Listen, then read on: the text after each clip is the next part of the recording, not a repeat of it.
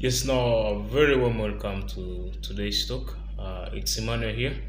I'm a medical clinician in this refugee hosting community in northern Uganda. If you're for the first time on this channel, we mostly give updates about the health system, about any prevailing health issue in this community in northern Uganda. But today we're going to talk about something briefly. Earlier on, we all know that the World Health Organization 3 months ago declared monkeypox an issue of international concern, more so in Africa. With so many reported cases in countries like the Democratic Republic of Congo, there were a lot of suspected cases, confirmed cases too. So today I want to speak in the perspective of Uganda as a country because we have some few cases of monkeypox, people developing symptoms specifically for monkeypox.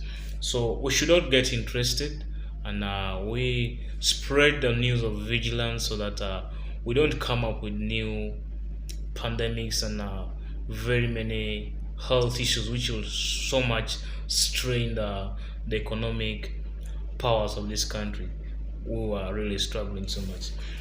Now, when you look at to some reports today, there are reports that there is high prevalence and suspicions of 7 confirmed cases of monkeypox in the central regions of Uganda. That is per yesterday, and again 20 more suspected cases whereby samples were taken and they are on quarantine to get the real confirmation about whether they're infected or they have got transmissions of the monkeypox virus. So this could be very unfamiliar news to most of us, but we all know that it's a matter of international concern for now.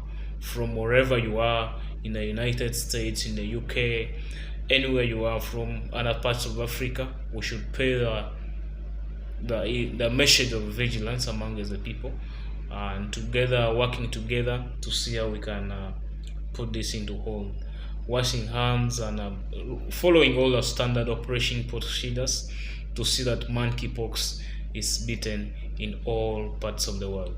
So there are so much reports which are the people, the stakeholders have reported that this is so much common among the sex workers getting these transmissions more so sexually, developing rashes starting from the genitals, then it moves to other parts of the body. That's when really it's becoming a very big problem in Uganda with new cases being confirmed.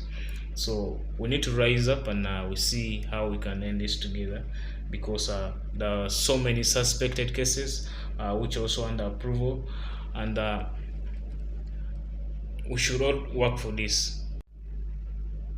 Okay, now another big issue which is really so much bad, it's actually bad news, is I've seen reports whereby last month early there were a lot of reports coming from Uganda about issues of corruption which is being used in these cases of monkeypox epidemic. Also, it's an epidemic for now, but corruption among the different stakeholders, the tax forces who are put into the front line, and corruption has drained really the whole of parts of the different parts of the world, and it's become a very big challenge to the health system in most of the developing countries.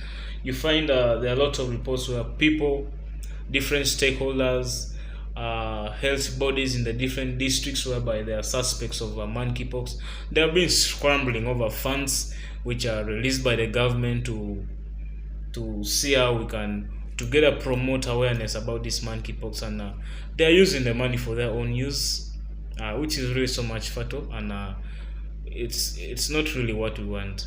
The medical industrial complex whereby people want to put profits ahead of patients' care, making a lot of profit ahead of them, not minding about the patients who really are very sick, because sickness is universal. No one is so much immune to sicknesses, one time it will also reach you. So we need to be so much empathetic, and we act according to the ethics of this noble profession, and we should preach the gospel of beneficence, whereby maximizing total benefit to these patients in the different parts of the world, regardless of where they come from.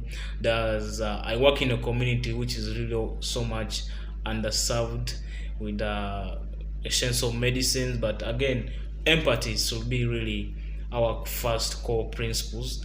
This I'm sounding to the different stakeholders in health in Uganda to really take a very big portion of this advice and work together to ensure health in people. And that's the biggest issue for now.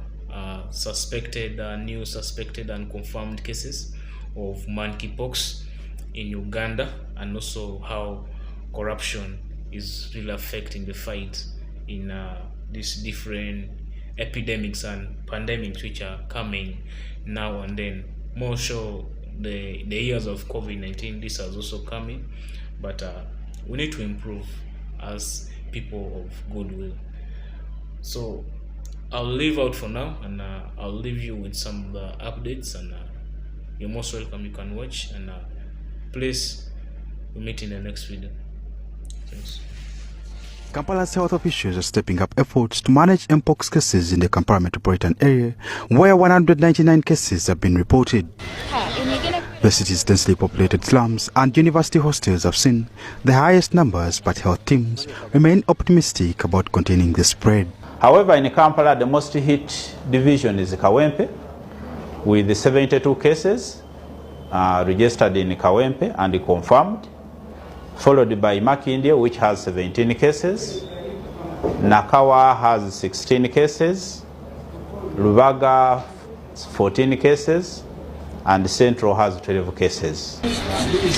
In neighborhoods like Mombasa in Kawempe Division, residents share their recovery stories, finding strength and support from health workers and the community. Aisha, a sex worker and the first diagnosed case in the area, reflects on her journey towards recovery. Zantandika okunsiiwa okuva ku mubiri negudda wansi ku obw'obukazi ne mu ngalo ne wansi ne ku mugongo. It was blood rush. I think just it is over measles, but I guess it is Mpox. I didn't know, but that thing can make body to pain. Okay, many pains in your body, feel your head pain. Bwera ngo kale ngulwadde kirwadde kino gujuka ebisa bisinga kujanga byese na musono ne wakwata musono ebyo abasinga ng'abakazi wana abasajja abamu bibakwata abasintundu by'ekyama. The most affected group of people last week is different from the picture this week. Last week we realized that sex workers were more affected, were more infected, followed by students, then followed by the timber people, the ones who are dealing in the timber. But incidentally this week, as of today, the picture has changed. We have realized that people who are selling food along the road are more affected compared to other groups of people. Authorities highlight the importance of simple preventive steps, especially in close-knit areas. Health officials assure residents that regular hand washing, sanitizing and avoiding close contact with those showing symptoms are effective ways to stay safe. You continue hand washing. It is because of the dirtiness that you can get this disease. Though you can get it sexually, yes, but if you shake hands, if you don't social distance, if you don't, if you share clothing, you'll be able to get this. With continued community support, health officials believe that Mpox can be effectively contained.